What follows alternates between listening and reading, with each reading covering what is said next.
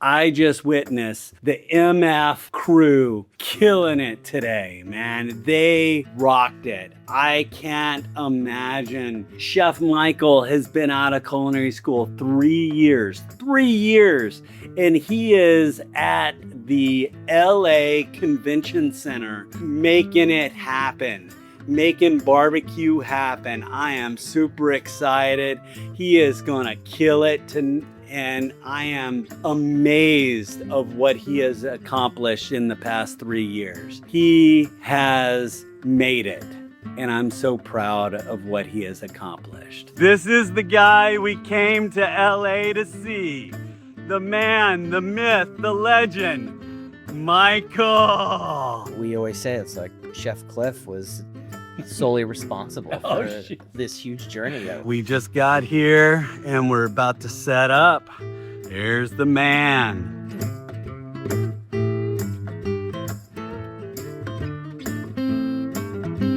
Oh my gosh.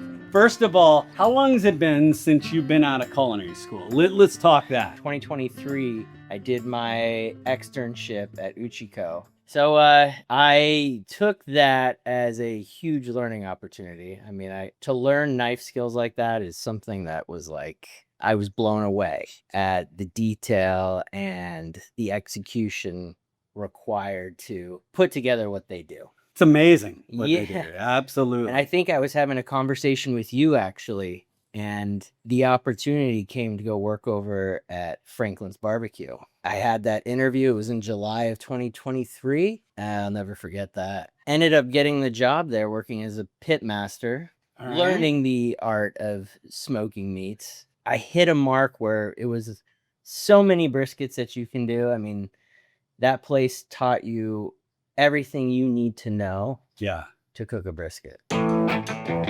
Brisket. Getting ready for the... Oh yeah. Look at that.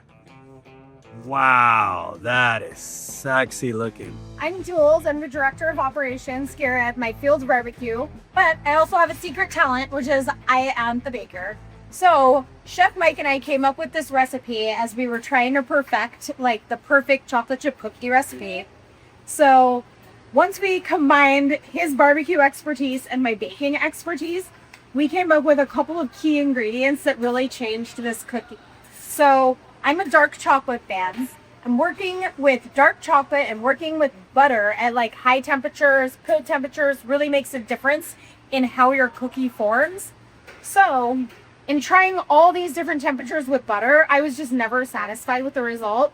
So Chef Mike had a brilliant idea and he said, let's substitute the butter with our beef tallow, which we render all of our beef tallow in-house using our Wagyu briskets. As we trim them, we keep that fat, render it in the tallow. So these are made with beef tallow instead of butter.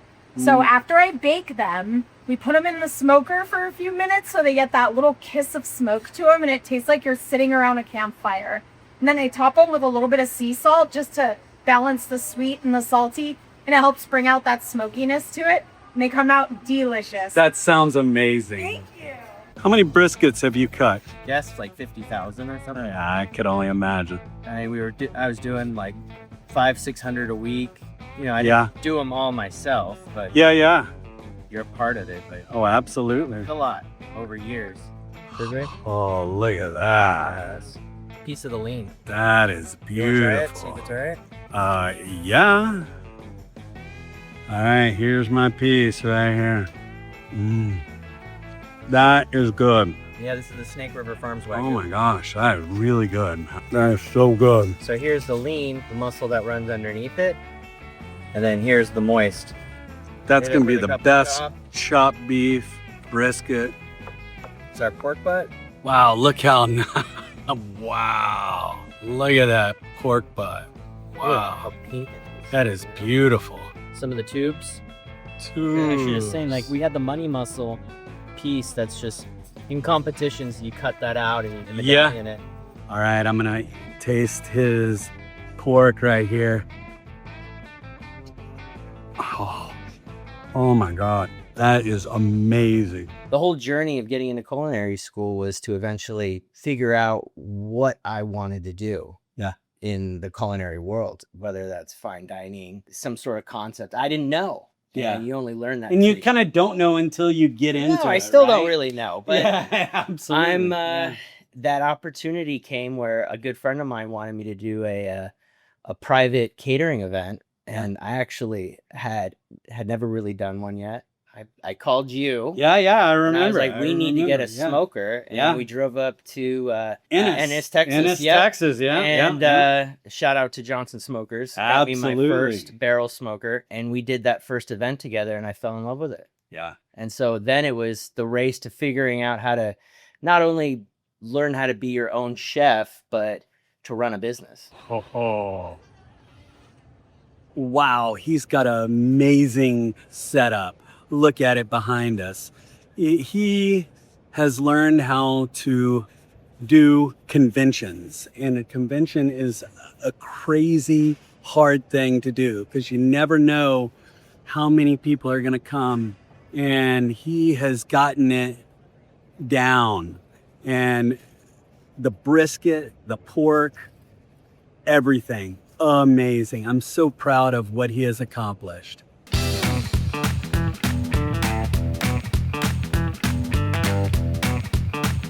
Here you guys, try that out. That'll hopefully change your mind. And I bet that's hard, especially doing it all together. You know, I had the skill sets that I acquired through the years of like learning. I knew the food was good. Yeah. And so it was then just like, how do you grow it? And that's how I ended up in Los Angeles. Was somebody wanted to taste Texas barbecue, and I ended up as like a demo tasting of what it is that I offered at a brewery in Glendale. That's amazing in itself. And you just like got that. Well, you don't have, it's just like, just go. Yeah. You don't really have a chance to kind of second guess it. It's like, hey, if I want to do this, I got to chase any opportunity. Absolutely. If that was in Austin, I probably would have done it too. Yeah. But this was a Something Texas new. native, and he's like, come bring Texas barbecue to Los Angeles. Awesome.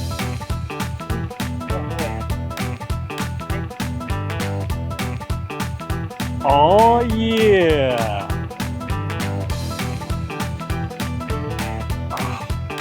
Oh my God. It's got a little pop to that. Oh, yeah.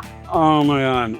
So good. Thing opens up better, and you get more of the flavor and the depth when it's at about 130 degrees internal. I tested it, and now you've got a barbecue sauce that's at the perfect temperature, so it pours on your food, and it's a completely different experience than just regular warm, or like just even warmer.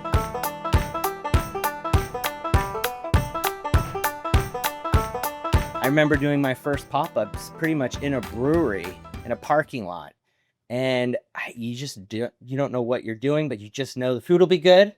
And we sold out in 3.5, 4 hours. Wow. That's I was amazing. like, okay, so that worked. A lot of inefficiencies, but you're like, okay. You're learning. Exactly. Learn as you go. Learning every second. And then they asked me to come back, and I did it again. And then a different brewery wanted me to come to their location.